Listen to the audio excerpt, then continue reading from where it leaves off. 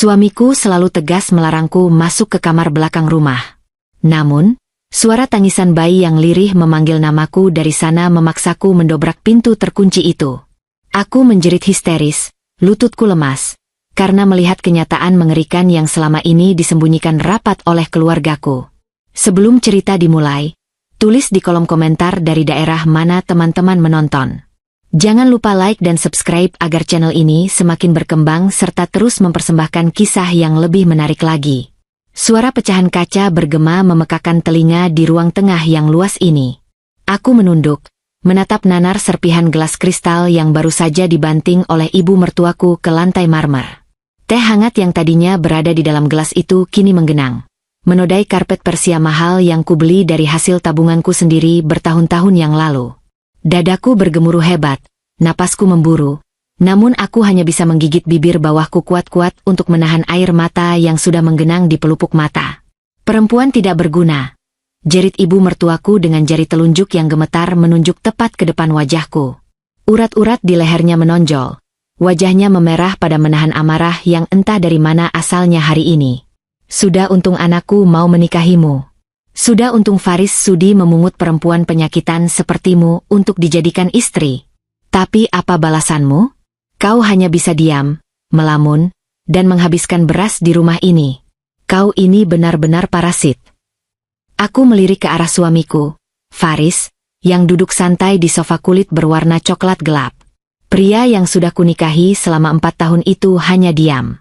Ia melonggarkan dasi sutra mahal yang melingkar di lehernya.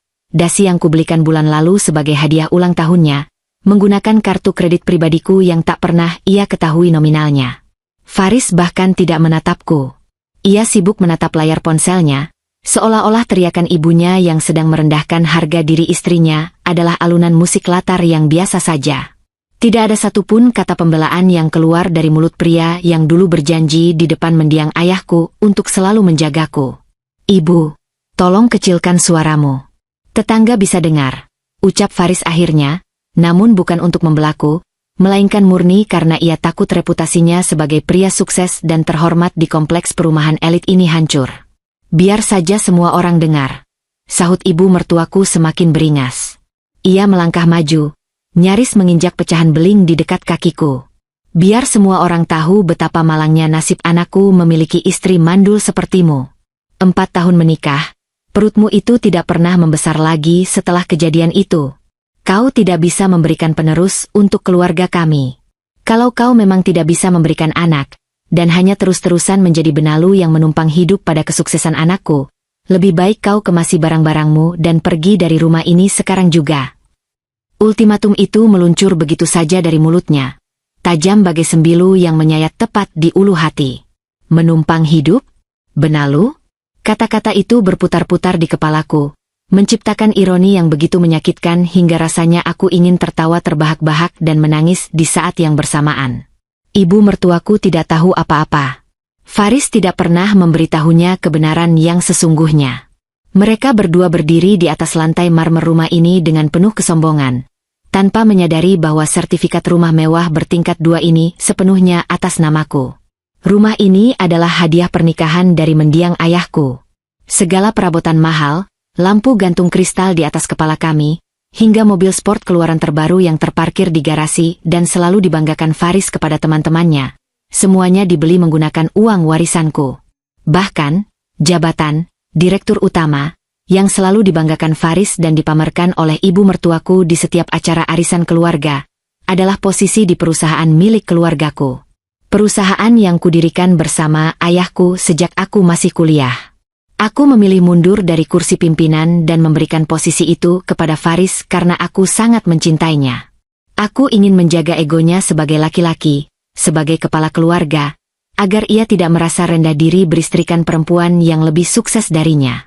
Aku menekan potensiku sendiri, menyembunyikan kekayaanku yang sebenarnya, dan rela bermain peran sebagai istri penurut yang hanya mengurus rumah tangga, demi keharmonisan pernikahan kami.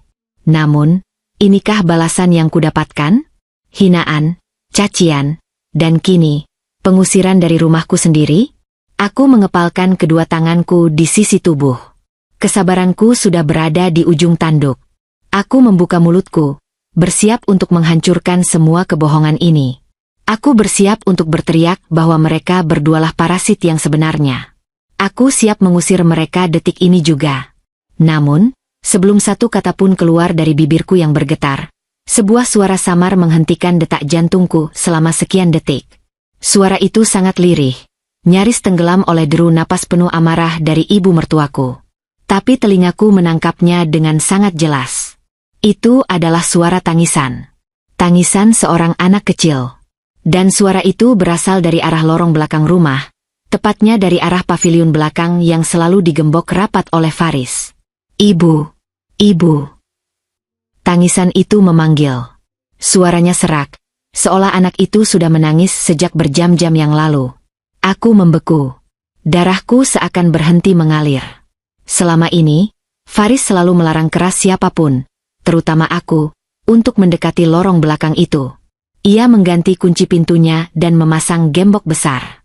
Alasannya, ruangan itu digunakan sebagai gudang penyimpanan bahan-bahan kimia berbahaya untuk keperluan pabrik perusahaan yang sedang diuji coba. Ia bilang udaranya beracun dan bisa memperburuk kondisi mentalku yang kata dokter masih belum stabil sejak aku kehilangan bayiku 2 tahun yang lalu. Aku, dalam kebodohan dan rasa percayaku yang buta pada suamiku, selalu menuruti larangan itu tanpa pernah bertanya lebih lanjut. Tapi suara itu, suara tangisan itu begitu nyata. Faris. Suaraku keluar berupa bisikan parau. Aku menatap matanya yang tiba-tiba membelalak panik. Ada suara anak kecil di belakang. Wajah Faris yang tadinya santai seketika berubah pucat pasi. Ia mematikan layar ponselnya dengan kasar dan langsung berdiri, menghalangiku yang baru saja mengambil satu langkah menuju lorong. Kau berhalusinasi lagi, desis Faris cepat. Suaranya dipaksakan untuk terdengar tenang namun matanya memancarkan ketakutan yang tak bisa disembunyikan. Itu cuma suara kucing garong di atap. Atau anak tetangga sebelah. Obat penenangmu sudah habis, kan? Makanya penyakit gilamu kumat lagi. Ibu mertuaku ikut mendengus sinis. Lihat kan? Sudah mandul. Gila pula. Cepat kau urus istri sintingmu ini. Riz. Ibu malu kalau sampai tetangga dengar dia berteriak-teriak tidak jelas. Ibu, tolong. Tangisan itu terdengar lagi. Kali ini lebih keras, lebih menyayat hati. Naluri keibuanku yang selama 2 tahun ini terkubur bersama duka yang mendalam, tiba-tiba meledak begitu saja. Entah kekuatan dari mana, aku mendorong tubuh Faris dengan sekuat tenaga hingga ia terhuyung ke belakang dan menabrak meja kaca. Minggir, teriakku sekuat tenaga, mengabaikan seruan kaget ibu mertuaku. Aku berlari menyusuri lorong panjang yang remang-remang itu. Jantungku berdebar sangat kencang hingga rasanya mau pecah. Di ujung lorong, pintu kayu jati tebal itu berdiri angkuh dengan gembok besi besar yang mengunci rapat rahasia di baliknya. Suara tangisan itu jelas berasal dari dalam sana. Berhenti di sana, teriak Faris yang mengejarku dari belakang. Langkah kakinya terdengar berat dan panik. Jangan berani-berani sentuh pintu itu. Kubilang itu gudang beracun. Aku tidak peduli. Mataku dengan cepat mengedarkan pandangan ke sekeliling lorong. Di sudut ruangan, dekat rak sepatu, terdapat kotak peralatan milik tukang kebun yang tertinggal pagi tadi. Aku berlari ke sana, mengobrak-abrik isinya dengan tangan gemetar, dan menemukan sebuah palu besi besar yang cukup berat. Faris baru saja hendak meraih lenganku ketika aku mengayunkan palu itu sekuat tenaga menghantam gembok besi. Kelang! Pukulan pertama meleset, hanya membuat gembok itu penyok sedikit. Faris berhasil mencengkeram bahuku, menarikku ke belakang dengan kasar. Kau sudah gila. Lepaskan palu itu. Lepaskan aku. Jeritku meronta hebat. Aku mengayunkan sikuku ke belakang, tepat mengenai rahang Faris hingga cengkeramannya terlepas. Tanpa membuang waktu sedetik pun, aku kembali menghantamkan palu itu tepat ke arah engsel pintu kayu yang menempel di kusen. Brak! Kayu jati itu berderak. Sekali lagi aku menghantamnya dengan seluruh tenaga dan keputusasaan yang kumiliki. Brak! Krak! Engsel atas terlepas dari kusennya. Dengan satu tendangan keras, pintu kayu tebal itu akhirnya terbuka paksa, berdebu menabrak dinding di baliknya. Aku terengah-engah, membiarkan palu di tanganku jatuh berdenting ke lantai keramik. Udara dingin dari mesin pendingin ruangan langsung menerpa wajahku. Tidak ada bau bahan kimia beracun. Tidak ada tumpukan kardus berdebu. Mataku terbelalak lebar menatap pemandangan di depanku. Lututku seketika terasa seperti jeli, kehilangan seluruh kekuatannya hingga aku merosot jatuh ke lantai.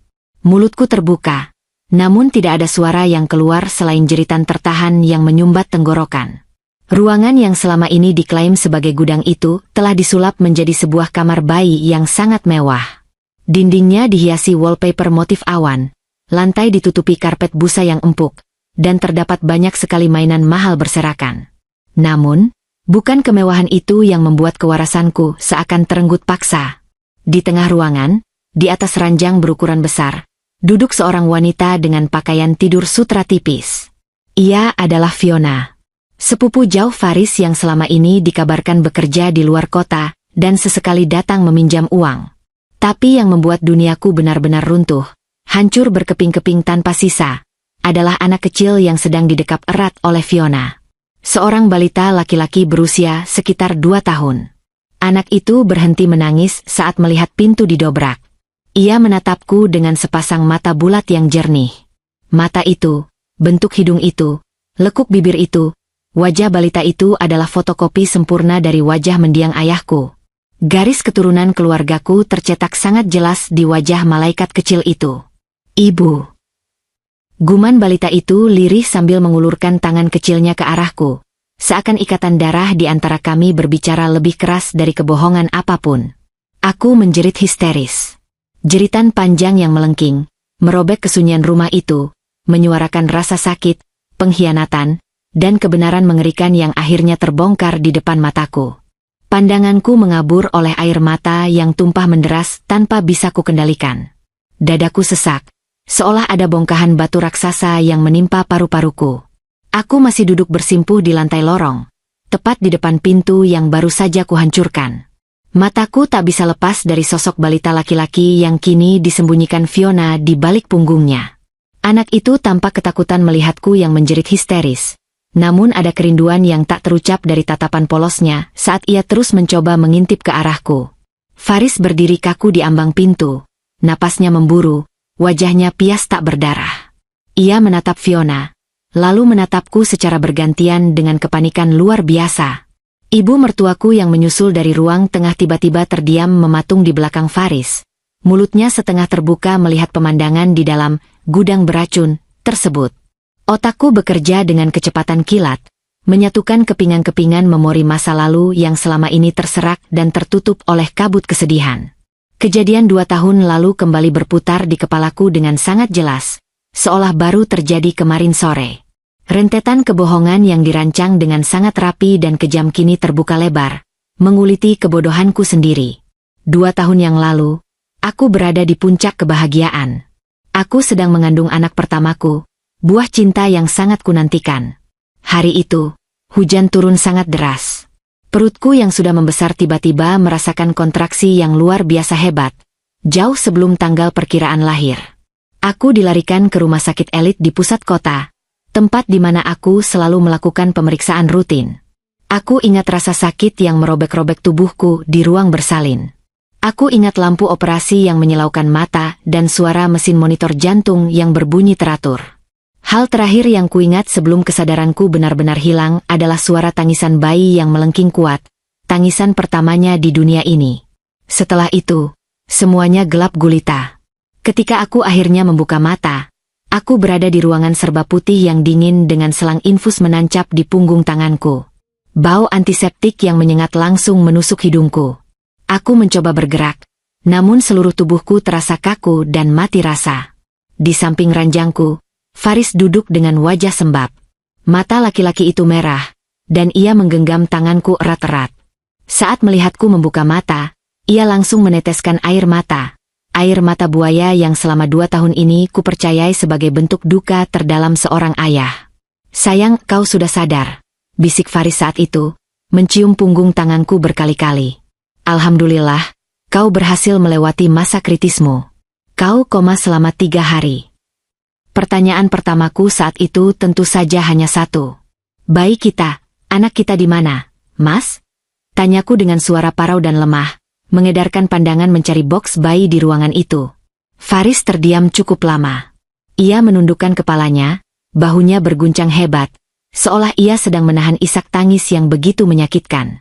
Lalu, dengan suara bergetar, ia mengucapkan kalimat yang menghancurkan hidupku. Maafkan aku, sayang. Aku gagal menjaga kalian. Anak kita, putra kecil kita, dia tidak selamat. Paru-parunya tidak berkembang sempurna. Dokter sudah berusaha semaksimal mungkin, tapi dia sudah pergi meninggalkan kita beberapa jam setelah dilahirkan. Dunia di sekitarku seketika runtuh. Aku berteriak, menangis sejadi-jadinya, meronta hingga jarum infus terlepas dari tanganku dan darah mengalir menodai spray putih. Aku menuntut untuk melihat jenazah bayiku. Aku menuntut untuk menggendongnya walau hanya sebentar. Namun Faris menahanku dengan pelukan erat. Ia bilang proses pemakamannya sudah dilakukan karena pihak rumah sakit menyarankan agar jenazah segera dikebumikan. Dan kondisiku yang masih koma tidak memungkinkan untuk menunggu. Ia memberikanku selembar surat keterangan kematian dari rumah sakit yang dibubuhi cap resmi dan tanda tangan dokter kandunganku. Aku hancur. Depresi berat menghantamku tanpa ampun. Berbulan-bulan aku hanya mengurung diri di kamar, menolak makan, menolak bicara, dan hanya menangis memeluk selimut bayi yang sudah kusiapkan jauh-jauh hari. Dokter kandungan yang merawatku meresepkan berbagai macam obat penenang yang membuatku selalu merasa mengantuk, linglung, dan kehilangan fokus. Obat-obat itu membuatku mudah dikendalikan, mematikan nalar dan logika kritisku. Dalam kondisi yang sangat rapuh dan setengah sadar akibat pengaruh obat itulah, kebohongan kedua dilancarkan. Suatu malam, Faris masuk ke kamarku membawa setumpuk dokumen dengan wajah panik dan frustrasi. Ia duduk di tepi ranjang, menceritakan bahwa perusahaan warisan ayahku sedang berada di ambang kebangkrutan besar. Ada masalah penggelapan dana oleh jajaran direksi lama, dan banyak proyek miliaran rupiah yang mangkrak. Perusahaan ayahmu hancur, sayang, kata Faris saat itu, membelai rambutku dengan lembut. Banyak kreditor yang menuntut. Kalau kita tidak segera mengambil tindakan, bukan hanya perusahaan yang disita, tapi rumah ini dan semua aset pribadi kita juga akan ikut disita bank. Kau sedang sakit, kau tidak mungkin mengurus ini semua. Dengan kepolosan yang bodoh dan kondisi mental yang belum pulih, aku mendengarkan setiap perkataannya. Aku sudah bicara dengan pengacara, lanjut Faris, menyodorkan sebuah pulpen ke tanganku. Kau hanya perlu menandatangani surat kuasa penuh dan peralihan saham sementara ini kepadaku. Aku akan maju sebagai direktur utama untuk menghadapi para kreditor dan memperbaiki manajemen. Biar aku yang memikul beban ini. Fokusmu sekarang hanyalah sembuh. Percayalah padaku, aku akan menyelamatkan peninggalan ayahmu. Tanpa membaca isi dokumen setebal puluhan halaman itu, tanpa bertanya pada Pandu, pengacara kepercayaan keluargaku yang saat itu sedang berada di luar negeri, aku menandatanganinya. Aku menyerahkan seluruh kendali kekayaanku, perusahaanku, dan hidupku kepada pria yang kuanggap sebagai pahlawan dan pelindungku. Kini, duduk di lantai dingin menghadap kamar rahasia ini, semua kebohongan itu terkelupas satu persatu, memperlihatkan wujud aslinya yang sangat busuk. Faris tidak pernah menyelamatkan perusahaanku. Ia merampoknya. Tidak pernah ada krisis atau ancaman kebangkrutan. Itu semua hanyalah skenario licik yang ia susun bersama kroni-kroninya untuk menguasai hartaku secara legal saat aku sedang tidak berdaya. Dan yang paling biadab dari semua itu, anakku tidak pernah mati. Aku menatap balita itu lagi. Garis wajah ayahku tidak mungkin bohong. Surat kematian itu palsu. Tangisan pertama yang kudengar di ruang bersalin itu adalah tangisan kehidupan, bukan perpisahan. Faris pasti telah menyogok oknum dokter dan pihak rumah sakit untuk memalsukan semuanya.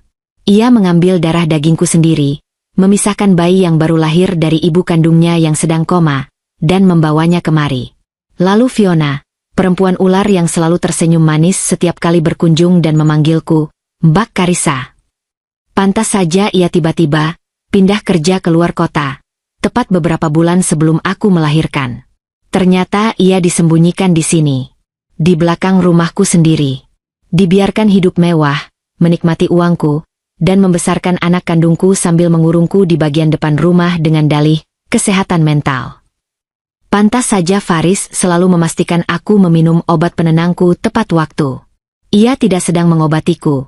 Ia sedang melumpuhkanku agar aku tidak pernah punya cukup kesadaran untuk mencari tahu apa yang terjadi di paviliun belakang. Ia menggunakan alasan, depresi pasca melahirkan, untuk membungkamku dari dunia luar. Kebohongan, pengkhianatan, persekongkolan kotor.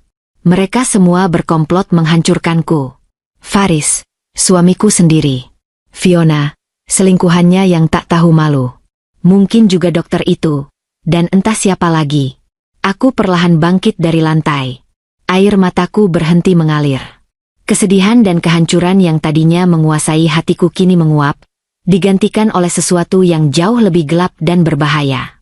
Sebuah amarah yang mendidih, begitu panas hingga rasanya mampu membakar seluruh rumah ini.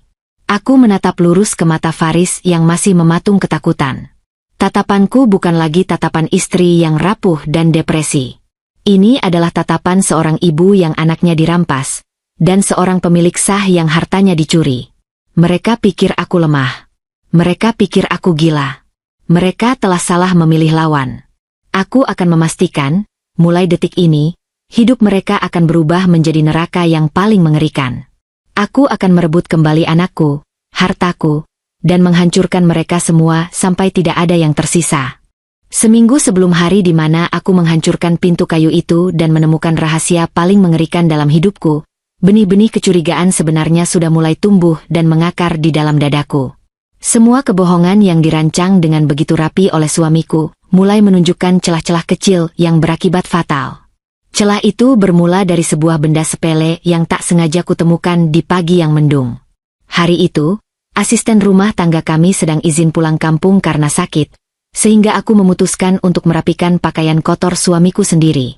Saat aku merogoh saku jas kerja mahalnya, jas bermerek dari Italia yang dibelinya menggunakan kartu kredit atas namaku, jari-jariku menyentuh gumpalan kertas yang diremas sembarangan. Awalnya, aku mengira itu hanya struk pembayaran makan siang dari restoran mewah atau tagihan bensin. Namun, ketika aku membuka lipatan kertas yang sedikit lecek itu, mataku terpaku pada deretan tulisan yang tercetak di sana.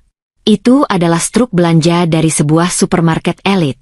Tertulis dengan sangat jelas di sana, 3 pak popok bayi impor ukuran toddler, 4 kaleng susu formula pertumbuhan kualitas premium, 2 pasang baju tidur anak-anak, dan beberapa buah mainan edukasi. Total belanjanya mencapai jutaan rupiah. Jantungku berdegup kencang seketika.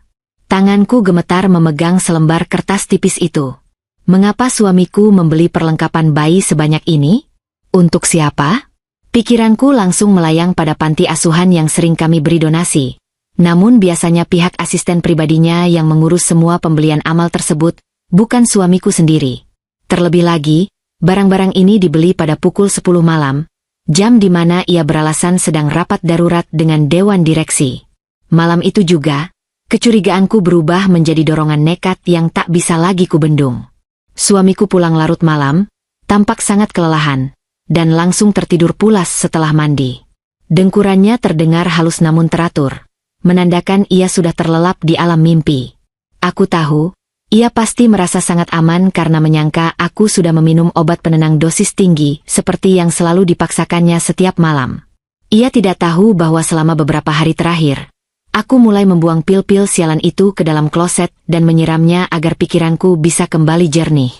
Dengan langkah sepelan embusan angin, aku menyingkap selimut tebal kami. Aku turun dari ranjang, memastikan tidak ada pegas kasur yang berbunyi, lalu berjalan mengendap-endap keluar dari kamar utama. Tujuanku malam itu hanya satu, ruang kerja pribadinya yang terletak di ujung sayap kiri rumah. Suasana rumah sangat sepi dan gelap, hanya diterangi cahaya rembulan yang menembus masuk melalui jendela kaca besar di ruang tamu. Udara malam terasa lebih dingin dari biasanya, meresap hingga ke tulang, namun rasa penasaranku jauh lebih kuat mengalahkan rasa takut. Aku memutar kenop pintu ruang kerjanya dengan sangat hati-hati. Tidak dikunci. Suamiku memang memiliki ego yang sangat besar. Ia merasa menguasai seluruh isi rumah ini sehingga merasa tidak perlu mengunci pintu ruangannya dari seorang istri yang ia anggap nyaris gila. Begitu masuk, aku langsung menyalakan lampu meja kecil yang temaram agar cahayanya tidak terlihat dari luar jendela.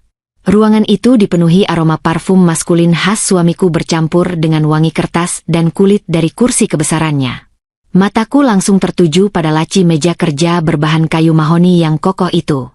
Aku mencoba menarik gagangnya satu persatu. Laci pertama terbuka, hanya berisi tumpukan map kosong dan alat tulis. Laci kedua berisi beberapa buku catatan rapat. Namun, laci paling bawah terkunci rapat. Aku menahan napas. Perasaanku mengatakan bahwa apapun yang disembunyikannya, pasti berada di dalam laci terbawah itu. Aku mulai mencari-cari kuncinya di setiap sudut ruangan, di balik bingkai foto kami yang terpajang di atas meja, di dalam tempat pensil, hingga di bawah tumpukan buku tebal. Tidak ada. Lalu, mataku tertuju pada sebuah brankas digital berukuran sedang yang tertanam rapi di dalam lemari buku di sudut ruangan. Brankas itu berwarna hitam legam dengan layar angka yang berkedip pelan. Aku berjalan mendekatinya, menatap layar itu dengan otak yang berputar cepat. Apa kata sandinya? Aku mencoba mengingat segala sesuatu tentang suamiku. Tanggal lahir kami? Tanggal pernikahan kami? Aku memasukkan angka-angka itu dengan jari yang gemetar. Error. Layar berkedip merah. Aku mencoba tanggal lahir mendiang ayahku, atau tanggal berdirinya perusahaan yang kini dikuasainya. Error.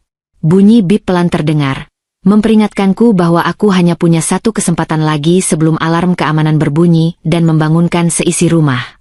Keringat dingin mulai menetes di pelipisku. Aku memejamkan mata, mencoba menyelami jalan pikiran pria narsis itu. Suamiku adalah seorang megalomania.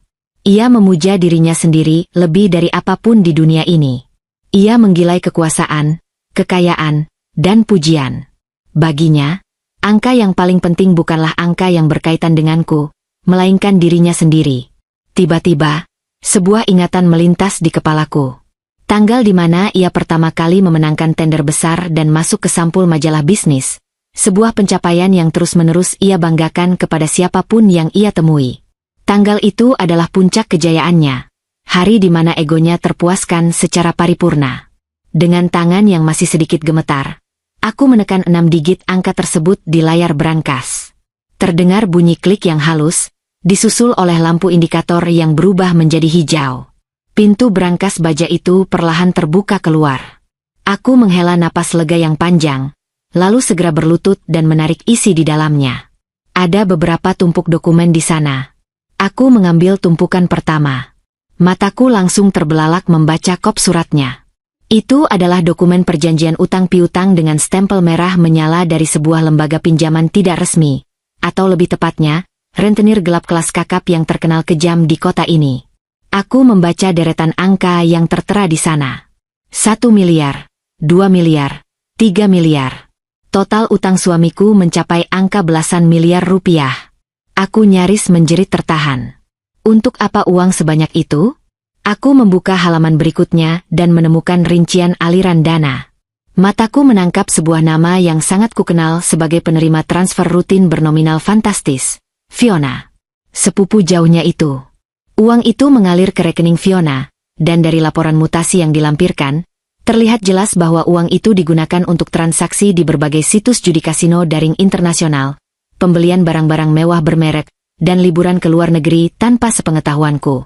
Jadi, selama ini suamiku mempertaruhkan nama perusahaanku untuk meminjam uang kepada rentenir hanya demi memenuhi gaya hidup hedonis dan kebiasaan berjudi selingkuhannya?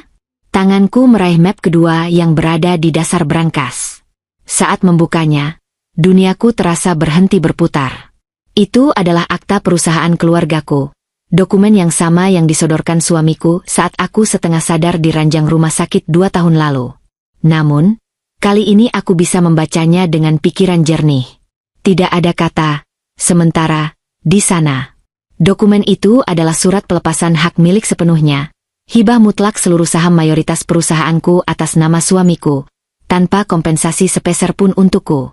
Dan yang paling mengejutkan, tanda tangan di atas meterai itu, meskipun terlihat sangat mirip dengan tanda tanganku, jelas merupakan sebuah hasil pemalsuan yang dilakukan secara profesional. Garis tarikannya berbeda dengan kebiasaanku. Ia memalsukan tanda tanganku di depan notaris bayaran yang pasti sudah disuapnya. Aku jatuh terduduk di atas karpet berbulu tebal di ruangan itu. Dadaku sesak, diliputi rasa mual yang luar biasa melihat betapa kotor dan liciknya pria yang tidur di kamar sebelahku. Ia bukan hanya pembohong, ia adalah seorang kriminal. Namun, di tengah kehancuran dan rasa sakit yang menyayat hati, sebuah kesadaran tajam muncul di benakku. Aku menatap tumpukan dokumen utang rentenir itu sekali lagi. Suamiku mungkin terlihat kuat dan berkuasa di luar sana. Ia mungkin berlagak seperti raja di rumah ini. Tapi sebenarnya ia sedang berdiri di atas bom waktu. Suamiku memiliki satu kelemahan fatal. Sebuah fobia yang sangat ekstrim terhadap kemiskinan dan rasa malu di depan publik. Aku teringat kejadian beberapa bulan lalu saat kami menghadiri pesta kolega bisnisnya. Ia mengamuk secara membabi buta kepada seorang pelayan yang tak sengaja menumpahkan sedikit air ke jasnya, hanya karena ia merasa harga dirinya terinjak di depan para miliarder lain. Ia sangat ketakutan terlihat miskin, terlihat gagal, dan terlihat tidak berkuasa. Ia membangun citra eksekutif sukses yang sempurna, namun nyatanya ia tercekik utang rentenir miliaran rupiah yang bunganya terus membengkak setiap bulan. Inilah senjataku.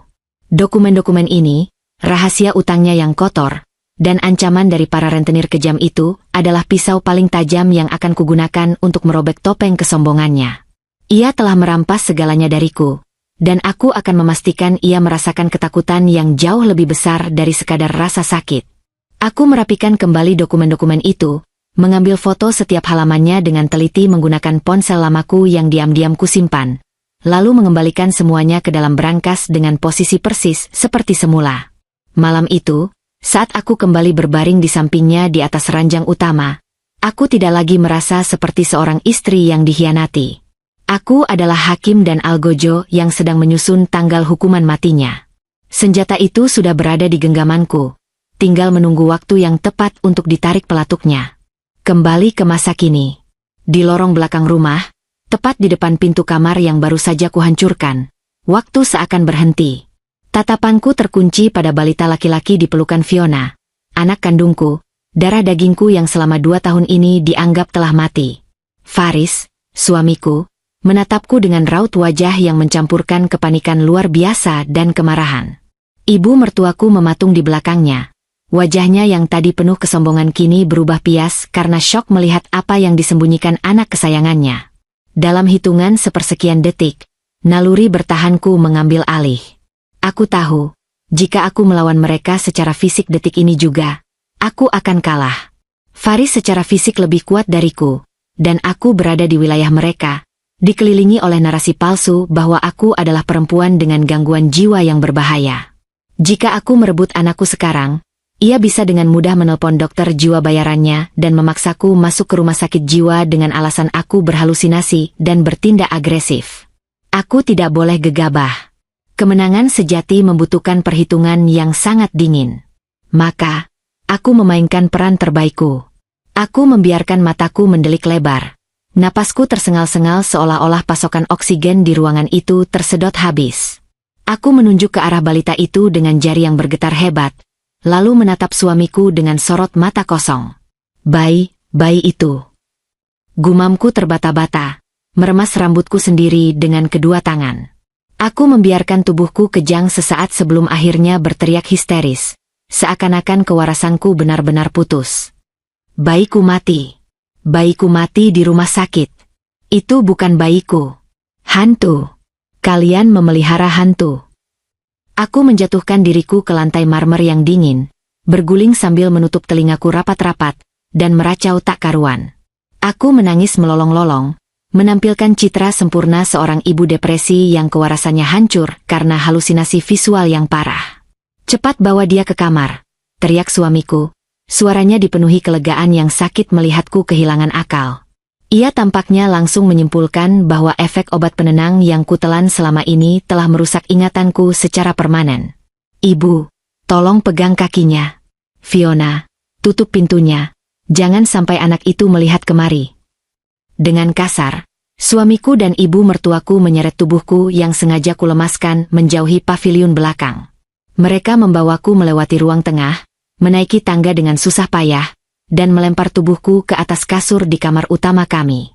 Aku terus meracau, memanggil-manggil nama dokter, dan meminta agar bayang-bayang hantu itu diusir dari kepalaku.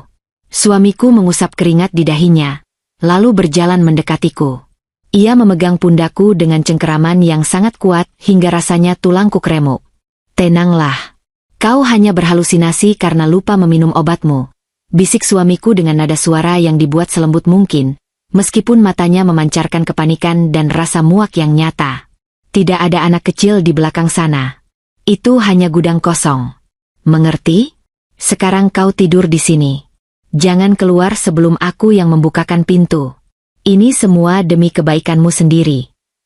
Tanpa menungguku menjawab, ia berbalik dan berjalan cepat keluar kamar. Terdengar bunyi bantingan pintu yang keras, disusul oleh suara kunci yang diputar 2 kali dari luar. Klik, klik. Aku dikunci. Terkurung di kamarku sendiri. Begitu derap langkah kakinya menjauh dan suara langkahnya menuruni tangga tak terdengar lagi, tangisanku berhenti seketika. Air mata buaya yang tadi mengalir deras di pipiku kusap kasar dengan punggung tangan. Racauan histerisku menghilang tak berbekas, digantikan oleh kesunyian yang mencekam. Aku bangkit dari kasur, merapikan pakaianku yang berantakan, dan berdiri tegak menghadap cermin meja rias. Pantulan di cermin menunjukkan seorang wanita dengan rambut acak-acakan dan mata sembab, tapi sorot matanya tajam setajam belati yang siap menghunus jantung. Peran sebagai korban pasif sudah resmi berakhir. Masa-masa menangisi nasib dan memohon belas kasihan telah tamat. Mulai detik ini, aku adalah arsitek kehancuran mereka. Aku melangkah menuju lemari pakaian yang besar di sudut ruangan. Di balik tumpukan selimut tebal di rak paling atas, aku mengeluarkan sebuah ponsel pintar berukuran kecil yang kubeli secara diam-diam melalui bantuan asisten rumah tangga setahun yang lalu, jauh sebelum ia diberhentikan oleh suamiku. Ponsel rahasia ini tidak pernah terhubung dengan jaringan internet rumah dan menggunakan nomor prabayar yang tidak diketahui siapapun. Tujuanku yang pertama adalah menyelamatkan perusahaan dan seluruh asetku agar suamiku tidak bisa menggunakan uangku untuk melawanku di pengadilan. Aku menekan sederet nomor yang sudah kuhafal di luar kepala. Panggilan itu tersambung pada dering ketiga. "Halo? Pandu di sini." Suara bariton seorang pria parubaya terdengar dari seberang sana. Pandu adalah pengacara keluarga kami, orang kepercayaan mendiang ayahku yang menangani seluruh urusan legal kami sejak aku masih remaja. "Paman Pandu, ini aku," bisikku cepat, sambil berjalan mondar-mandir di dekat jendela agar sinyalnya stabil. "Astaga! Nona? Anda dari mana saja? Saya sudah mencoba menghubungi nomor utama Anda berbulan-bulan tapi suami Anda selalu bilang Anda sedang dirawat intensif di luar kota dan tidak boleh diganggu." Suara Pandu terdengar terkejut sekaligus lega. "Dengarkan aku baik-baik, Paman. Kita tidak punya banyak waktu," potongku tegas, suaraku sedingin es. "Suamiku membohongi kita semua. Dokumen peralihan saham yang diserahkannya ke notaris itu palsu. Dia memalsukan tanda tanganku menggunakan stempel dan merekayasa tanda tangan digital. Lebih parah lagi, bayi yang dibilang meninggal itu, anakku masih hidup. Dia menyekapnya di belakang rumah ini bersama selingkuhannya." Keheningan panjang terjadi di ujung telepon. Aku bisa mendengar helaan napas Pandu yang berat dan tertahan. "Bedebah itu," umpat Pandu dengan suara rendah yang menahan amarah luar biasa. Saya selalu merasa ada yang janggal dengan laporan keuangannya. Tapi dia memblokir akses saya dengan alasan restrukturisasi direksi. Apa yang harus saya lakukan, Nona? Perintahkan saja. Saya akan menghancurkannya secara hukum detik ini juga. Aku butuh paman membekukan seluruh aset perusahaan. Instruksiku jelas dan terstruktur. Otakku bekerja sangat cepat, menyusun pion-pion di atas papan catur yang tak kasat mata. Blokir semua akses rekening utama perusahaan dan rekening pribadiku yang dia pegang. Kumpulkan semua salinan dokumen pemalsuan itu. Siapkan surat pemecatan tidak hormat untuknya dari kursi direktur. Tapi, jangan kirimkan surat itu sekarang. Tahan semuanya. Aku ingin menjatuhkan bom ini tepat di saat dia merasa paling berkuasa. Sesuai perintah Anda, Nona. Saya akan langsung bergerak bersama tim audit independen malam ini juga. Lalu, bagaimana dengan masalah penculikan anak Anda? Apakah kita lapor polisi sekarang? Tanya Pandu. Jangan. Kalau kita panggil polisi sekarang, dia bisa memutarbalikkan fakta dan bilang anak itu adopsi ilegal atau anak kerabatnya. lalu menuduhku gila. Aku butuh bukti fisik yang tidak bisa disangkal. Hubungi kenalan paman di laboratorium forensik. Kita butuh tes DNA darurat.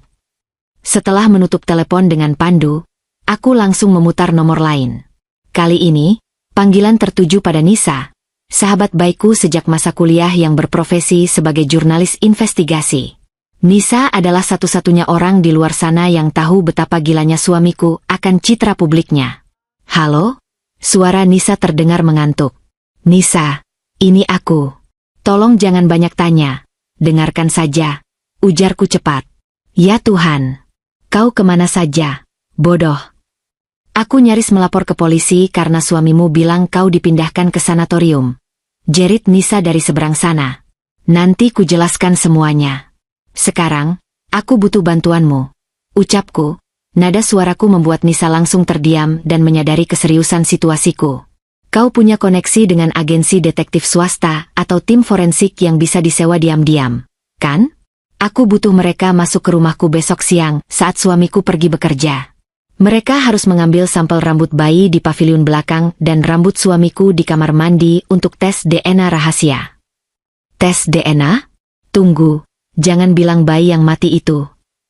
Nisa tak sanggup meneruskan kalimatnya. Insting jurnalisnya dengan cepat menangkap inti masalahnya. Ya, anakku masih hidup. Jawabku, suaraku bergetar sedikit menahan luapan emosi sebelum kembali mengeras. Dan Nisa, aku butuh kau menyebarkan alamat rumah paviliun belakang ke sebuah grup forum judi online gelap. Suamiku punya utang belasan miliar ke rentenir atas nama selingkuhannya. Aku ingin para penagih utang itu datang ke rumah ini dan meneror mereka setiap malam. Buat hidup mereka tidak tenang. Astaga, kau mau bermain kasar rupanya. Nisa tertawa pelan, tawa yang terdengar sangat berbahaya. Tenang saja. Aku akan menyiapkan tim forensik terbaik besok. Dan soal rentenir itu, anggap saja alamat rumahmu sudah tersebar di seluruh jaringan lintah darat di kota ini besok pagi. Apa lagi rencanamu? Aku akan mengumpulkan semua senjata yang kumiliki. Dan saat waktunya tiba, aku akan memastikan mereka mengemis kematian kepadaku. Aku mengakhiri panggilan itu, menyembunyikan ponsel kembali ke tempatnya, lalu duduk di tepi ranjang. Aku memeluk diriku sendiri, menatap pintu yang terkunci itu dengan senyuman tipis yang mematikan. Perburuan baru saja dimulai. Mereka telah membangkitkan monster dari dalam diriku. Dan monster ini sangat kelaparan akan keadilan. Tunggulah kehancuranmu, suamiku sayang. Neraka yang kau bangun untukku, akan segera menjadi kuburanmu sendiri. 2 hari telah berlalu sejak insiden pendobrakan pintu itu. Selama 48 jam terakhir, aku memainkan peran sebagai istri gila yang kehilangan akal sehatnya dengan sangat sempurna. Aku mengurung diri di dalam kamar utama, menolak makan dari nampan yang disodorkan dari bawah celah pintu. Dan sesekali sengaja menjerit histeris memanggil-manggil bayiku seolah-olah aku sedang berhalusinasi melihat hantu. Dari balik pintu yang terkunci, aku bisa mendengar langkah kaki suamiku yang mondar-mandir dengan penuh kepuasan. Ia berbicara dengan ibu mertuaku di lorong, suaranya dipenuhi nada meremehkan yang memuakkan. Ia meyakinkan wanita tua itu bahwa kewarasanku sudah benar-benar tamat, dan sebentar lagi ia akan mengurus surat-surat ke rumah sakit jiwa, agar aku bisa disingkirkan secara permanen dari rumah ini. Mereka tertawa, sebuah tawa serakah yang bergema di rumah yang kubeli dengan uang keringatku sendiri. Mereka pikir mereka sudah menang. Mereka pikir aku adalah mangsa yang sudah mati. Namun, di dalam kamar yang gelap ini, di balik selimut tebal tempat aku bersembunyi, mataku menyalang tajam menatap layar ponsel rahasia yang bersinar terang dalam genggamanku. Senyum dingin yang mematikan tersungging di bibirku. Malam ini, serangan balasan tahap pertama akan dimulai. Aku tidak akan menggunakan kekerasan fisik. Aku akan menghancurkan kewarasan suamiku perlahan-lahan, merobek rasa amannya, dan membiarkan fobia terbesarnya menelannya hidup-hidup. Tepat pukul 2 dini hari, saat seluruh penghuni rumah sudah terlelap dalam mimpi mereka yang kotor, aku membuka aplikasi pengontrol rumah pintar yang terpasang di ponselku. Saat rumah ini pertama kali dibangun, akulah yang mendesain seluruh sistem keamanannya. Aku memasang pengeras suara tersembunyi di setiap sudut ruangan, termasuk di kamar utama, ruang keluarga, dan paviliun belakang. Suamiku tidak pernah tahu tentang fitur ini karena ia terlalu malas untuk mempelajari teknologi dan menganggap hal-hal seperti itu sebagai urusan sepele. Dengan jari yang bergerak lincah, aku menyambungkan ponselku ke sistem audio pusat. Aku membuka sebuah file rekaman suara yang kusimpan rapat-rapat selama 2 tahun. Itu adalah rekaman suaraku sendiri saat sedang bernyanyi lagu pengantar tidur, diselingi dengan suara tangisan bayi yang menyayat hati. Rekaman yang kudapatkan dari sahabatku yang bekerja sebagai jurnalis. Aku menekan tombol putar, mengatur volumenya pada tingkat maksimal, dan mengarahkan keluaran suaranya tepat ke kamar suamiku, kamar ibu mertuaku, dan paviliun belakang tempat selingkuhannya tidur bersama anakku. Seketika, kesunyian malam pecah berkeping-keping. Nina Bobo, oh Nina Bobo, kalau tidak Bobo digigit nyamuk. Suara nyanyian pelan yang bergema dari langit-langit itu terdengar sangat menyeramkan, meliuk-liuk seperti bisikan arwah penasaran. Kemudian, disusul oleh suara tangisan bayi yang melengking sangat keras, memantul di dinding-dinding rumah yang luas ini. Ibu, ibu, tolong aku, ibu.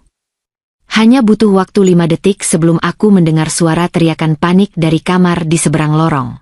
Suamiku terbangun dengan napas memburu. Kudengar suara barang jatuh terbanting ke lantai, disusul suara langkah kakinya yang berat dan terburu-buru. Suara apa itu? Hei, siapa yang menyalakan radio? Teriak suamiku dengan suara bergetar hebat. Dari kamar lantai bawah, ibu mertuaku menjerit ketakutan. Tuhan Yesus! Allahu Akbar! Setan! Ada hantu bayi di rumah ini. Tolong! Wanita tua itu berlari keluar dari kamarnya sambil memukulkan sapu lidi ke sembarang arah, menangis sejadi-jadinya karena mengira arwah cucunya yang dikabarkan meninggal datang untuk menuntut balas. Di paviliun belakang, keadaan tak kalah kacaunya. Selingkuhan suamiku menjerit histeris, menggedor-gedor pintu penghubung sambil memanggil-manggil nama suamiku. Buka pintunya. Buka. Ada suara tangisan di tembok. Aku takut. Suamiku berlari ke sana kemari seperti orang kesurupan. Ia mencoba mematikan saklar lampu utama, menekan tombol televisi, bahkan mencabut kabel-kabel dari stop kontak. Namun suara tangisan dan nyanyian itu tidak juga berhenti karena sistem audionya tertanam di dalam dinding dan menggunakan daya cadangan.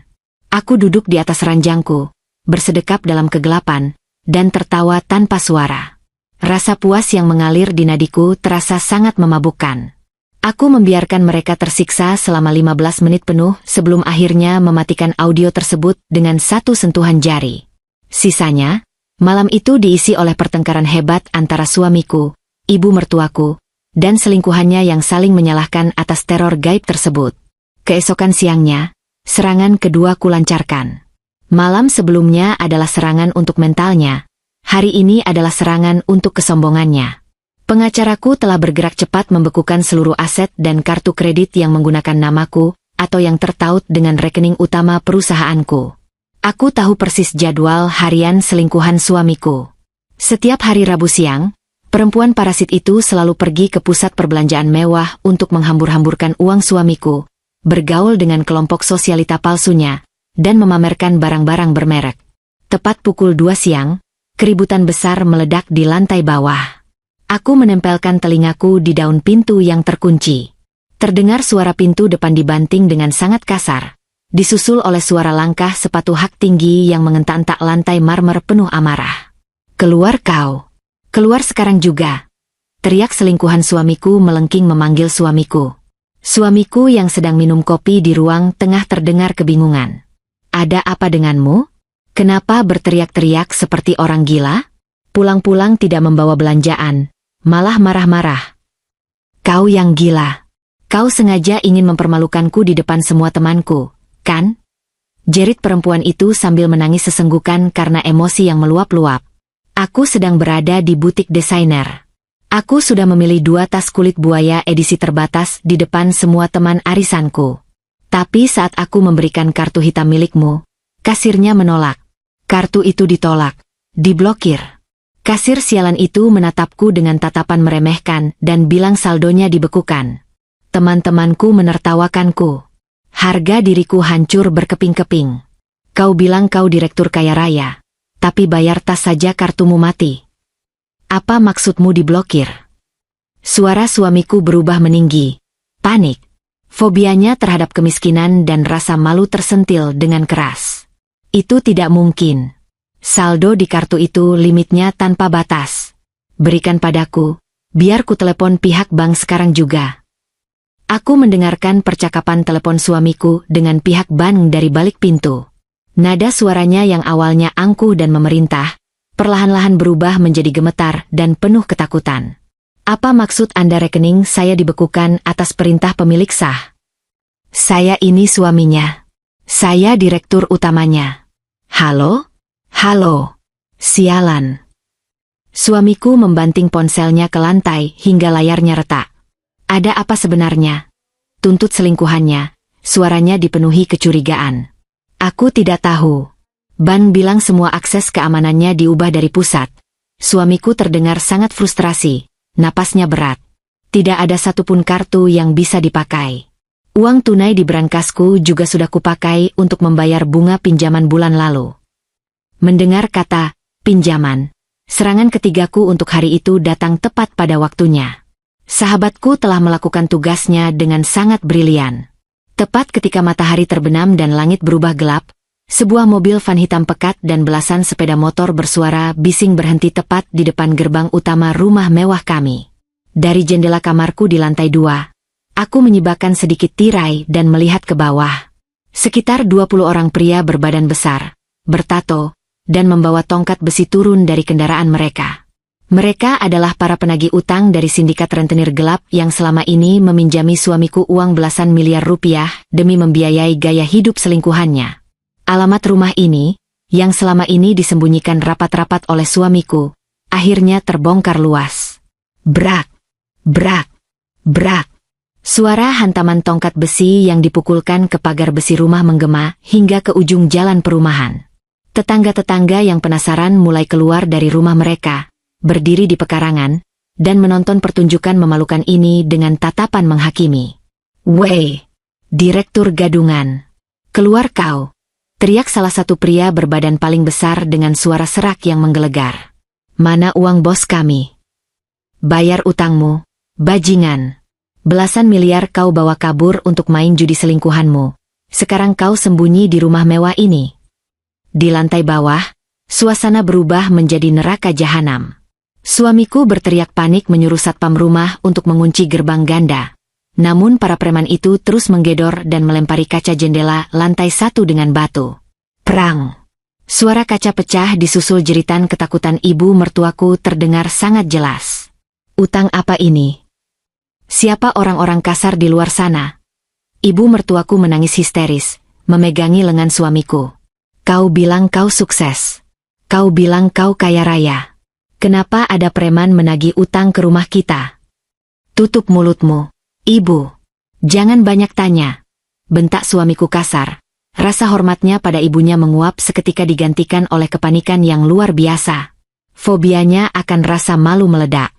Ia paling takut terlihat miskin dan cacat di mata publik. Kini, seluruh tetangga perumahan elit yang selama ini ia pameri, berdiri menonton kehancurannya. Reputasinya hancur berkeping-keping dalam satu malam. Kau berutang belasan miliar pada rentenir gelap. Selingkuhannya ikut menjerit dari arah pavilion. Kau bilang padaku uang itu murni dari keuntungan perusahaanmu. Kalau sampai mereka merampas barang-barangku, aku akan membunuhmu. Aku bersandar pada kusen jendela, menatap pemandangan kacau balau di bawah sana dengan hati yang sangat dingin. Tidak ada setitik pun rasa kasihan di dalam dadaku. Mereka sedang memanen badai yang mereka tanam sendiri. Serangan psikologis ini telah sukses meruntuhkan kewarasan dan rasa aman mereka.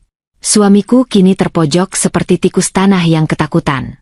Dan besok pagi, saat ia tidak punya lagi jalan keluar, aku akan memberikan pukulan mematikan yang akan mengakhiri semuanya. Pagi hari menyingsing dengan udara yang terasa sangat berat dan menyesakkan di dalam rumah ini. Sisa-sisa kekacauan semalam masih terlihat jelas.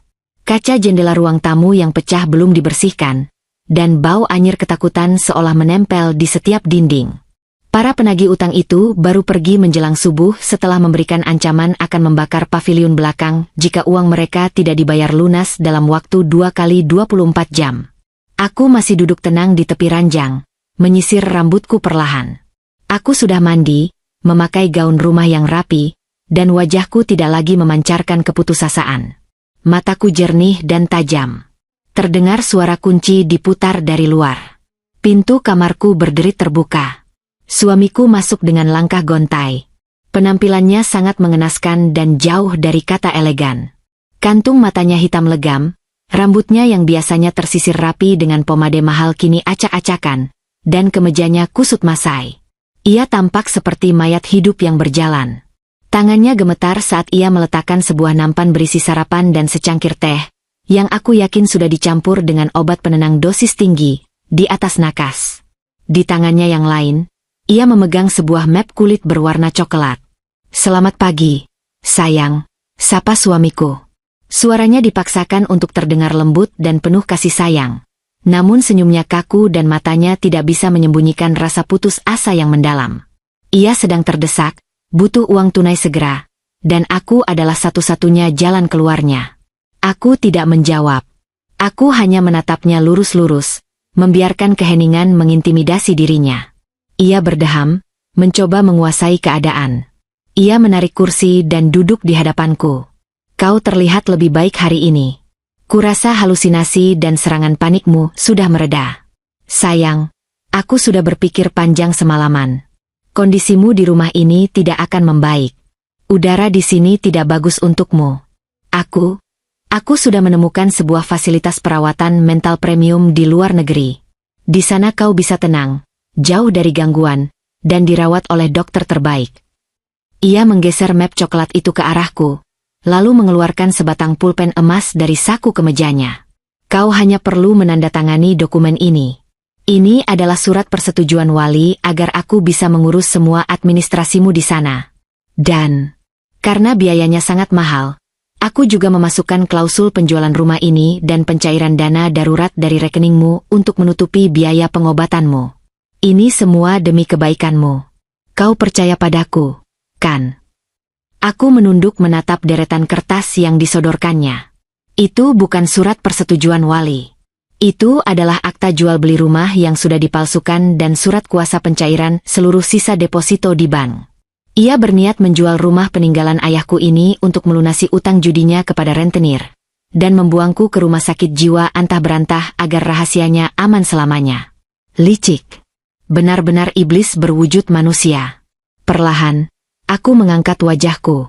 Senyum tipis, sedingin es di kutub, mengembang di bibirku.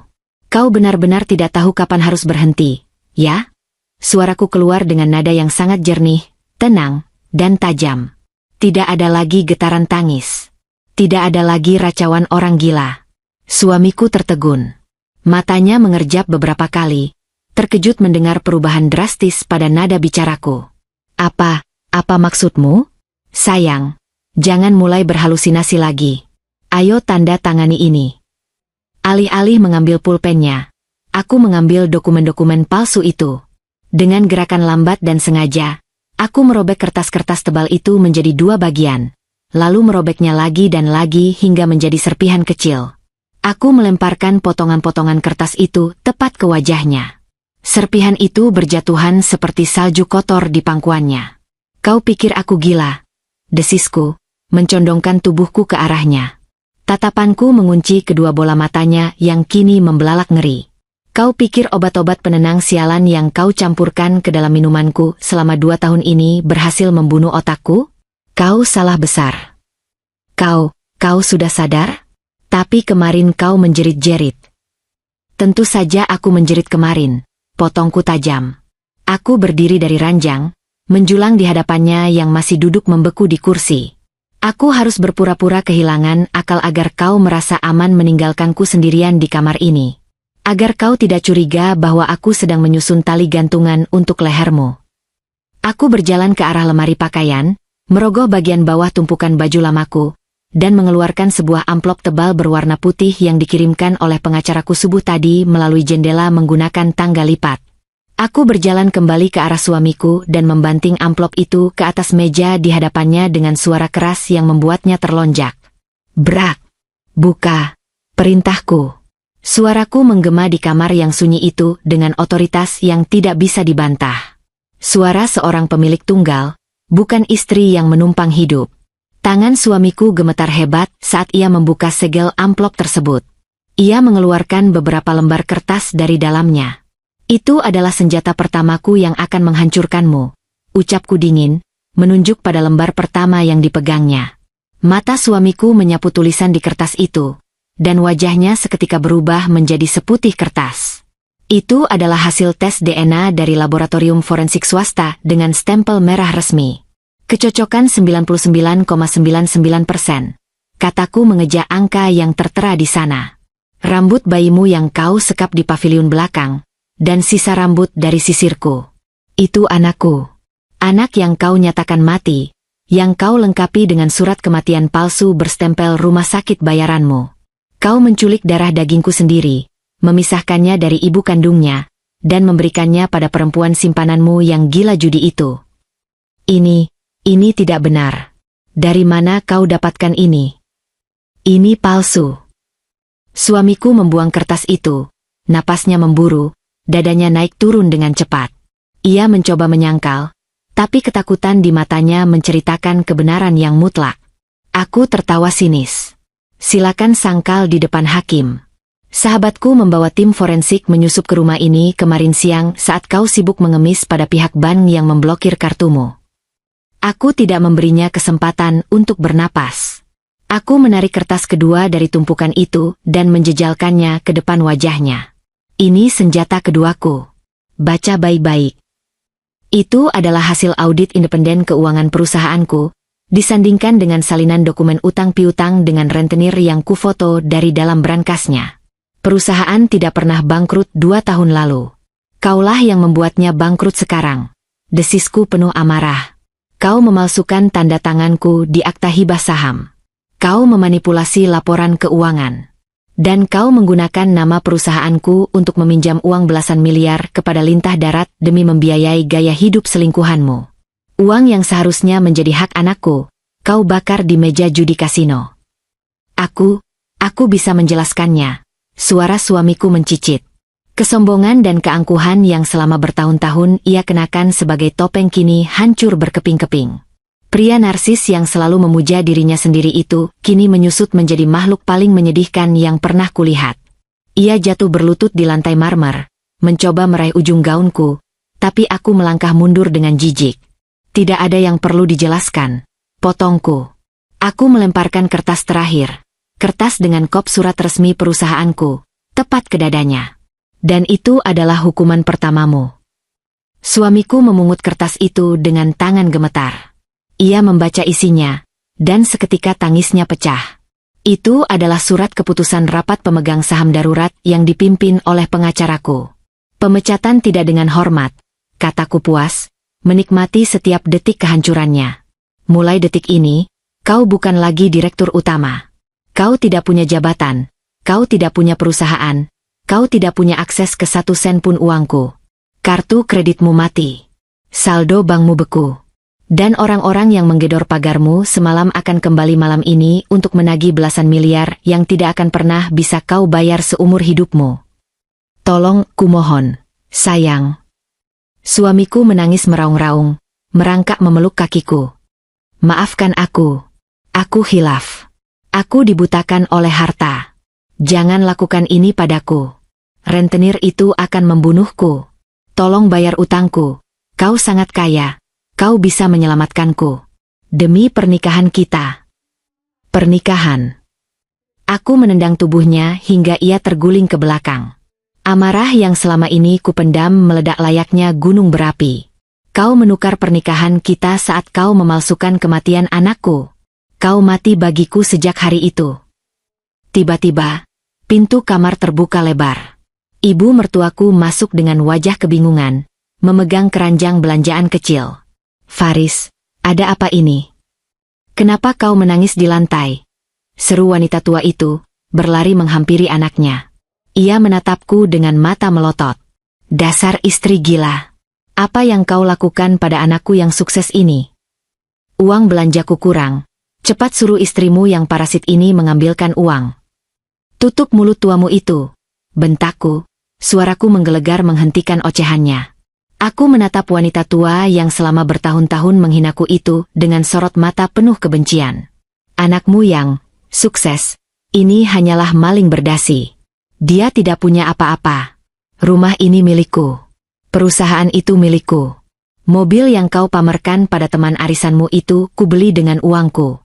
Dan anakmu sekarang memiliki utang belasan miliar pada preman yang semalam menghancurkan kaca jendela rumah ini. Ibu mertuaku membeku. Keranjang belanjaannya jatuh dari tangannya.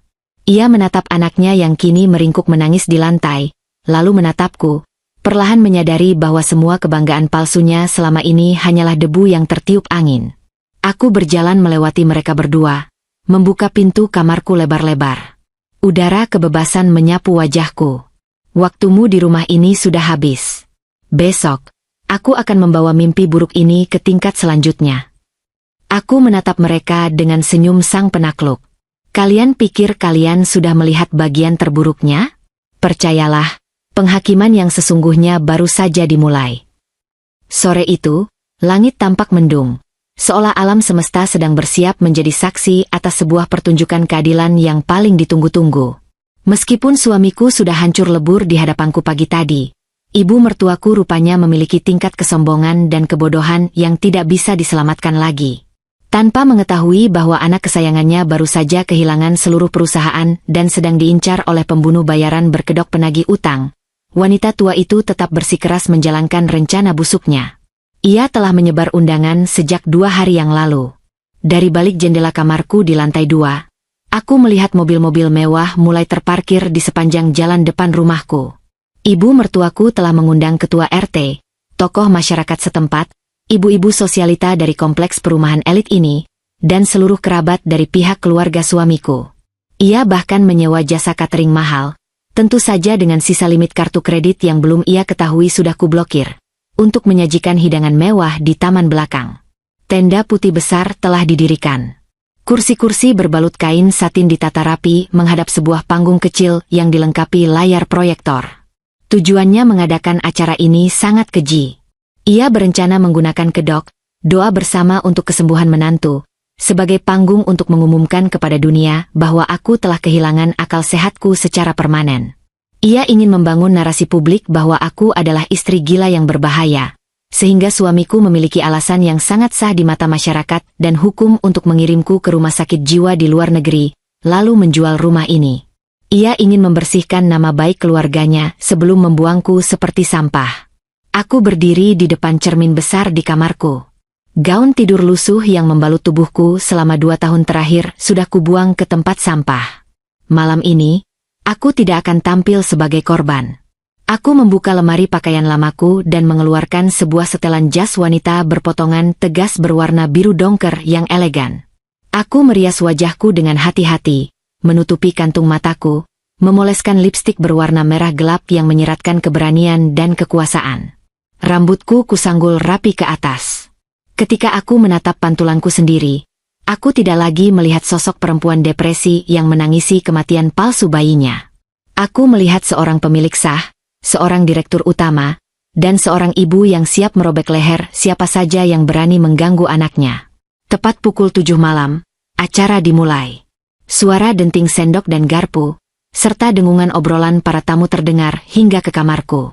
Melalui celah pintu yang sengaja kubuka sedikit, aku mendengar suara langkah kaki sahabatku yang datang menyusup masuk melalui pintu samping rumah, membawa sebuah tas laptop hitam. Ia memberiku kode jempol dari ujung tangga, menandakan bahwa ia sudah berhasil meretas sistem proyektor di taman belakang dan menunggu aba-abaku. Aku melangkah keluar dari kamar. Berjalan menyusuri lorong lantai 2, aku bisa mendengar suara ibu mertuaku yang menggema melalui pengeras suara. Ia sedang berdiri di atas panggung kecil itu, memegang mikrofon dengan tangan yang dihiasi gelang-gelang emas tebal, emas yang dibeli menggunakan uang warisanku. Bapak-bapak, ibu-ibu, dan seluruh keluarga yang saya hormati, suara ibu mertuaku terdengar bergetar, dibuat-buat seolah ia sedang menahan tangis kesedihan yang mendalam. Terima kasih sudah hadir malam ini. Sebenarnya, hati saya sangat hancur menceritakan aib keluarga kami sendiri. Tapi kami tidak punya pilihan lain. Menantu saya, istri dari anak saya tercinta, sudah benar-benar kehilangan kewarasannya sejak kehilangan bayinya 2 tahun lalu. Belakangan ini, ia sering mengamuk, menghancurkan barang-barang, dan berhalusinasi melihat hantu di dalam rumah ini. Terdengar suara gumaman simpati dari para tamu. Beberapa ibu-ibu sosialita berbisik-bisik sambil menggelengkan kepala. Anak saya sudah berusaha menjadi suami yang sangat sabar, lanjut ibu mertuaku, menyeka sudut matanya dengan tisu. Dia sudah bekerja keras siang dan malam mengurus perusahaan, sambil merawat istrinya yang sakit jiwa. Tapi demi keselamatan kami semua, dan demi kebaikan menantu saya sendiri, keluarga besar kami telah memutuskan untuk mengirimnya ke fasilitas perawatan mental intensif besok pagi. Kami mohon doa dari Bapak dan Ibu sekalian agar prosesnya dilancarkan. Suamiku duduk di barisan paling depan. Ia tidak berani menatap ke arah panggung. Wajahnya pucat pasi, tubuhnya gemetar, dan kemejanya basah oleh keringat dingin.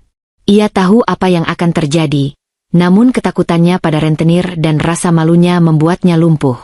Di sebelahnya, duduk selingkuhan suamiku, memangku anak kandungku yang dipakaikan topi rajut untuk menutupi wajahnya agar tidak terlalu dikenali oleh tamu yang hadir. Perempuan ular itu sesekali mengelus punggung suamiku, berpura-pura menjadi kerabat yang memberikan dukungan moral. Kemarahanku memuncak melihat anakku berada di pangkuan perempuan itu. Sudah saatnya pertunjukan murahan ini diakhiri. Aku menuruni tangga pualam itu dengan langkah yang pelan, mantap, dan mengeluarkan suara ketukan sepatu hak tinggi yang tajam. Tuk, tuk, tuk. Suara langkahku memecah keheningan yang menyusul setelah pidato palsu ibu mertuaku. Satu persatu, kepala para tamu menoleh ke arah sumber suara. Gumaman mereka seketika terhenti. Mulut mereka terbuka sedikit. Mereka mengharapkan melihat sesosok wanita gila dengan rambut acak-acakan dan pakaian kotor yang harus diseret oleh perawat.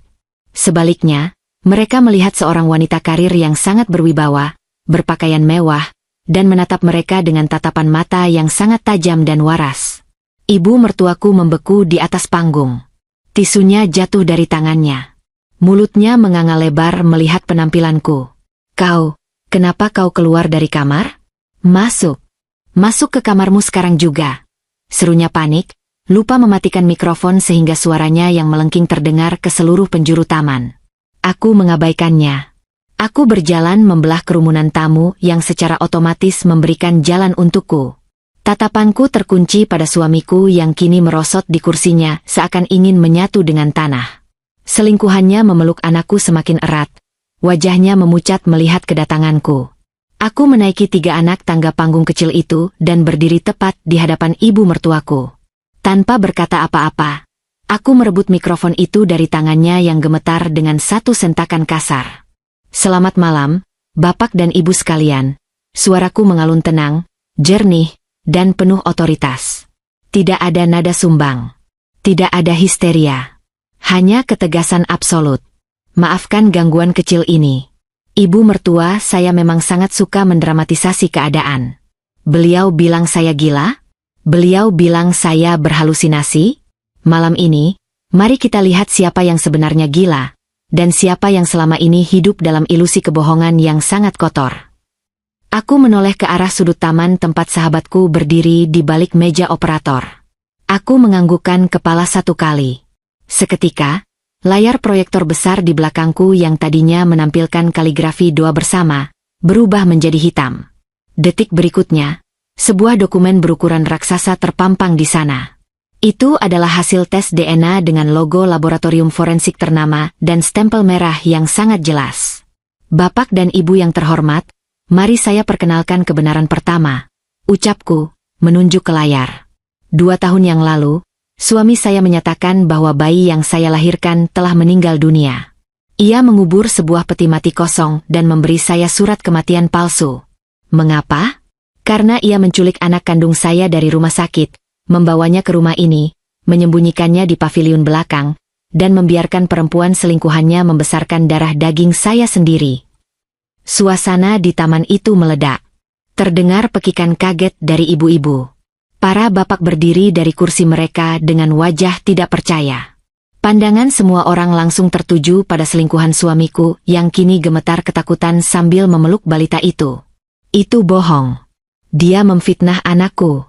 Dia gila, jerit ibu mertuaku, berusaha merebut kembali mikrofon dariku, namun aku mendorong bahunya dengan kuat hingga ia terjerembab ke lantai panggung. Fitnah. Aku tertawa dingin. Layar proyektor berganti gambar.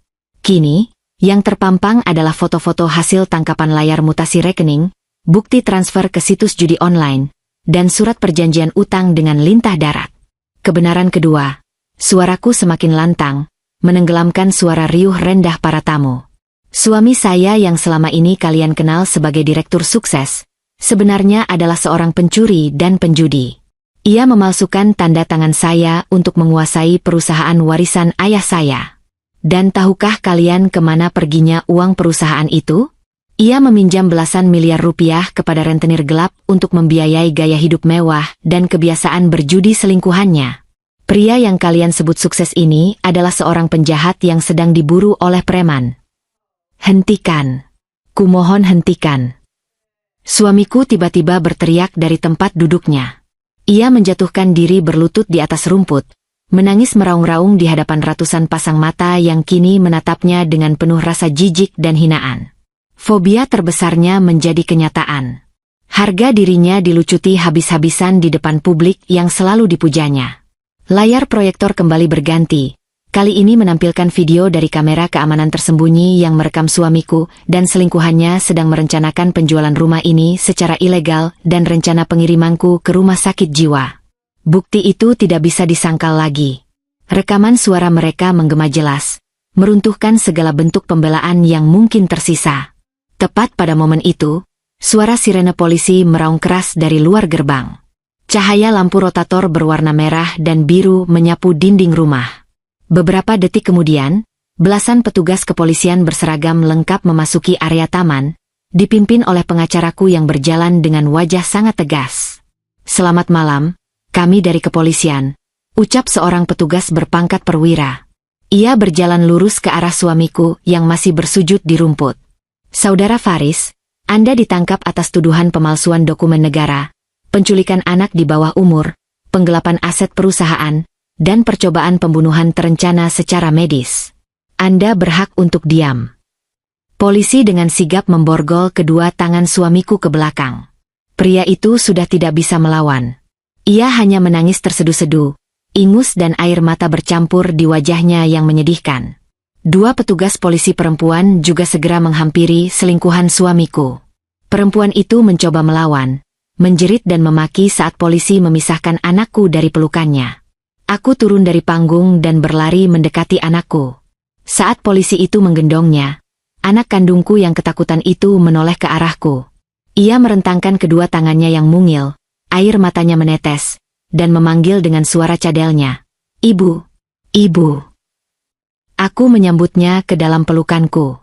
Aku mendekap tubuh kecilnya erat-erat, membenamkan wajahku di ceruk lehernya, menghirup aroma tubuhnya yang selama ini dirampas dariku. Air mata bahagia dan kelegaan tumpah ruah membasahi bahunya. "Ibu di sini, nak. Ibu tidak akan pernah melepaskanmu lagi. Kau aman sekarang," bisikku berulang kali. Di tengah kekacauan itu, saat suamiku dan selingkuhannya diseret menuju mobil polisi diiringi cemoohan dan tatapan jijik dari para tetangga, ibu mertuaku merangkak turun dari panggung. Ia menghampiriku, wajahnya bersimbah air mata. Tangannya mencoba meraih ujung jas yang kukenakan. "Menantuku, tolong jangan penjarakan anakku. Aku mohon, ampuni dia. Aku ibu mertuamu, kau tidak bisa melakukan ini pada kami," rengeknya dengan suara memelas yang terdengar sangat menjijikkan. Aku mundur selangkah, menatapnya dari atas ke bawah. Sisa-sisa kemarahan masih membara di mataku. Ampunan tidak tersedia untuk iblis yang bertepuk tangan di atas penderitaanku, ucapku dingin. Aku memanggil beberapa petugas keamanan perumahan yang sedari tadi berjaga di gerbang. "Rumah ini adalah milik saya. Malam ini juga, saya minta wanita tua ini dikeluarkan dari properti saya. Jangan izinkan dia membawa apapun selain baju yang menempel di badannya. Lepaskan kalung, gelang, dan cincin yang dipakainya, karena semua itu dibeli menggunakan uang hasil penggelapan perusahaan saya." "Apa? Kau tidak bisa membuangku ke jalanan. Aku ini orang tua. Malam ini dingin sekali," jerit ibu mertuaku, meronta-ronta saat dua petugas keamanan memegang kedua lengannya. Dengan paksa, mereka melucuti semua perhiasan emas yang selalu dibanggakannya di depan teman-teman arisannya. Kau pernah bilang aku ini benalu, bukan? Tanyaku sinis, mencondongkan wajahku padanya. Sekarang rasakan sendiri bagaimana rasanya menjadi benalu yang kehilangan inangnya. Pintu keluar ada di sana. Berdoalah agar para rentenir anakmu tidak menemukanmu sedang tidur di pinggir jalan malam ini. Jeritan ibu mertuaku bergema membelah malam, namun tidak ada satupun tamu yang berusaha menolongnya. Mereka semua meludah ke tanah, menatap wanita tua itu dengan rasa muak yang luar biasa. Ia diseret keluar melewati gerbang besi yang tinggi, dilempar ke trotoar jalan yang dingin dan gelap. Pintu gerbang ditutup rapat dan digembok. Aku berdiri di tengah taman, memeluk anakku yang kini sudah tertidur tenang di dadaku karena kelelahan menangis. Angin malam berhembus menyapu wajahku, membawa pergi semua penderitaan, rasa sakit, dan kebohongan yang selama ini menyelimuti rumah ini. Langit mendung di atas sana perlahan mulai meneteskan gerimis kecil, seolah ikut mencuci bersih dosa-dosa yang pernah bersarang di tempat ini. Keadilan telah ditegakkan. Penghakiman publik ini adalah hukuman yang paling pantas untuk kesombongan mereka. Malam itu, aku tidak lagi menangis. Aku tersenyum. Sebuah senyuman kebebasan mutlak. 3 tahun telah berlalu sejak malam penghakiman yang menggemparkan seluruh kota itu. Waktu melesat bagai anak panah yang tak pernah menoleh ke belakang. Duka, rasa sakit, dan air mata yang pernah menenggelamkanku di rumah besar itu kini terasa seperti sisa-sisa mimpi buruk dari kehidupan lain yang sudah lama usai.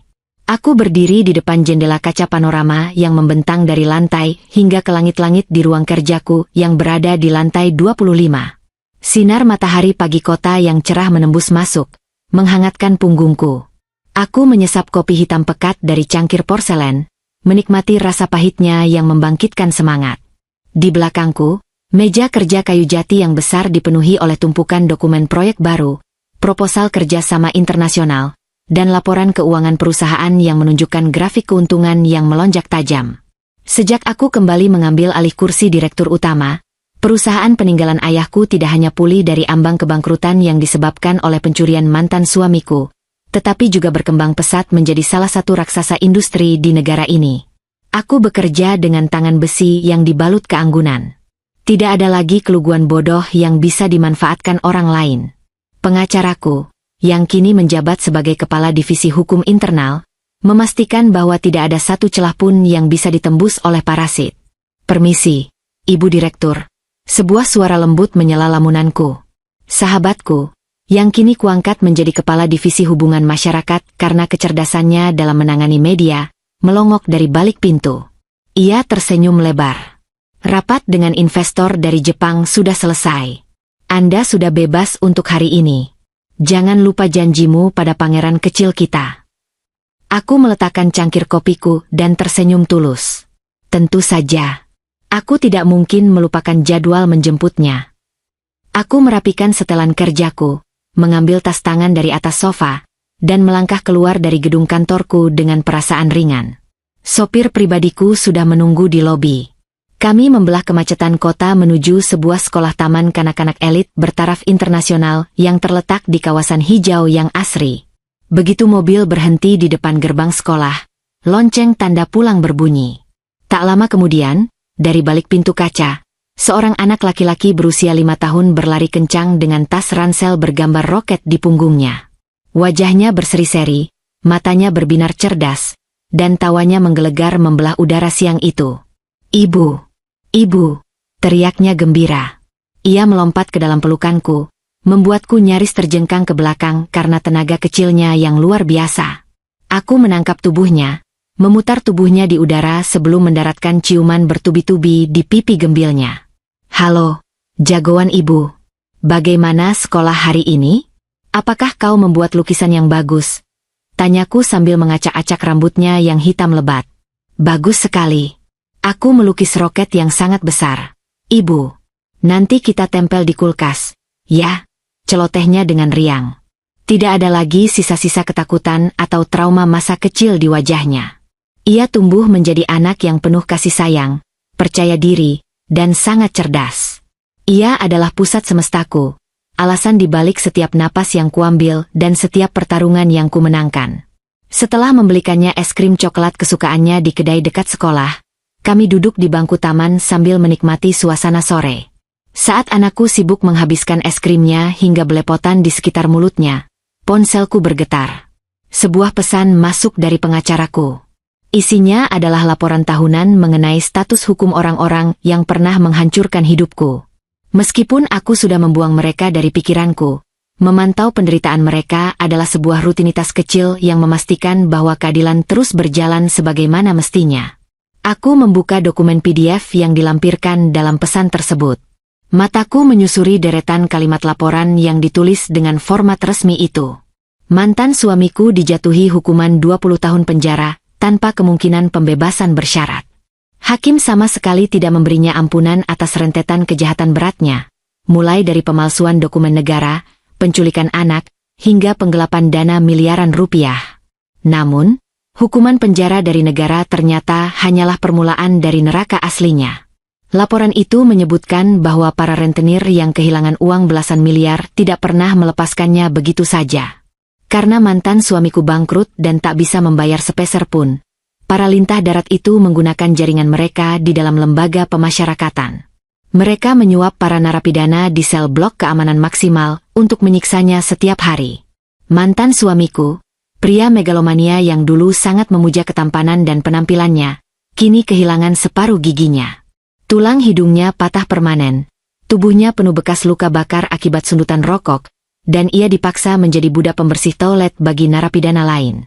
Ia hidup dalam ketakutan yang abadi, terbangun setiap malam karena trauma pukulan, memohon kematian yang tak kunjung datang menjemputnya.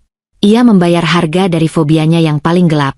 Ia menjadi sampah yang paling hina dan miskin di tempat yang paling terisolasi dari dunia luar. Aku menggulir layar ke halaman berikutnya. Nasib perempuan selingkuhannya tak jauh berbeda. Pada malam penangkapan itu, ia mencoba berkelit dan menyalahkan segalanya pada mantan suamiku. Ia mengklaim tidak tahu menahu soal pemalsuan dan penculikan, menyatakan bahwa ia hanya dipekerjakan sebagai pengasuh. Tentu saja, jejak transfer uang dan rekaman video yang kumiliki menghancurkan alibinya berkeping-keping. Ia divonis 15 tahun penjara. Di dalam sel tahanan wanita, kecantikan yang selama ini ia gunakan untuk menggoda suami orang luntur tak berbekas. Ia dipekerjakan di ruang binatu penjara, mencuci tumpukan baju kotor berbau amis dengan tangan kosong hingga kulitnya melepuh dan kapalan.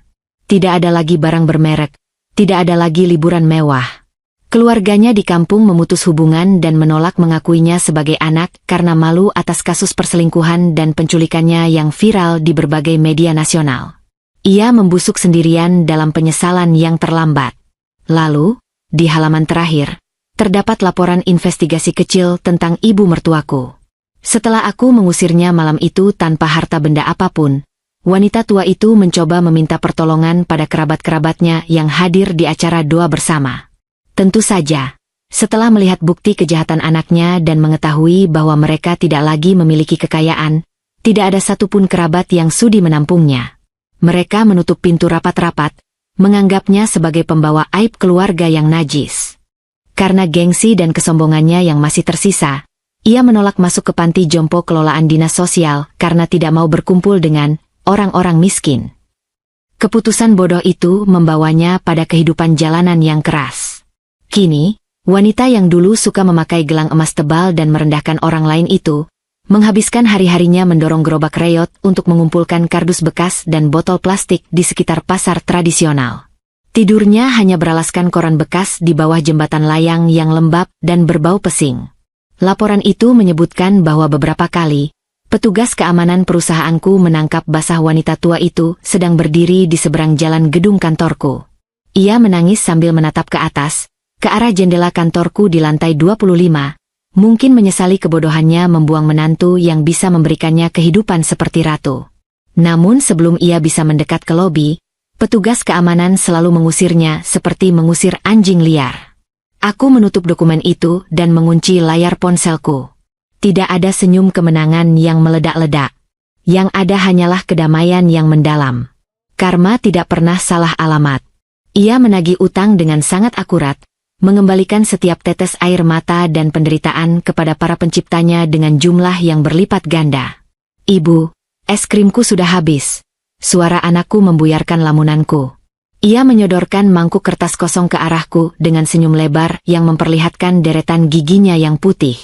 Aku tertawa pelan, mengambil tisu, dan membersihkan sisa coklat di sekitar mulut dan hidungnya dengan penuh kelembutan. Pintar sekali. Nah, sekarang kita pulang, ya? Ibu akan membuatkan makan malam kesukaanmu. Hore! Makan sosis goreng, serunya sambil melompat turun dari bangku taman. Ia meraih tanganku, menggenggamnya erat dengan jemarinya yang kecil namun terasa begitu kuat mencengkeram hatiku. Kami berjalan berdampingan menuju mobil yang menunggu di pinggir jalan. Angin sore meniup pelan rambut anakku. Matahari mulai condong ke barat, melukis langit dengan warna jingga dan merah muda yang hangat. Di atas jalan setapak ini, melangkah menjauh dari masa lalu yang kelam, aku menyadari satu hal yang paling berharga. Mereka telah mencoba menghancurkanku, mengurungku, dan merampas kewarasanku. Mereka pikir aku adalah mangsa yang lemah. Namun, mereka lupa bahwa ketika kau mencoba mengubur seorang ibu dan merampas anaknya, kau tidak sedang menanam benih keputusasaan. Kau sedang menabur benih badai. Dan ketika badai itu tumbuh, ia tidak hanya akan menerbangkan atap rumahmu, ia akan meratakan seluruh duniamu hingga rata dengan tanah. Aku melangkah masuk ke dalam mobil, memeluk anakku sekali lagi, dan menatap ke depan. Masa lalu telah selesai dibakar habis. Kini, hanya ada masa depan yang bersinar terang milikku dan anakku. Sebuah kehidupan baru yang dibangun di atas fondasi kekuatan sejati yang tak akan pernah bisa dihancurkan oleh siapapun lagi.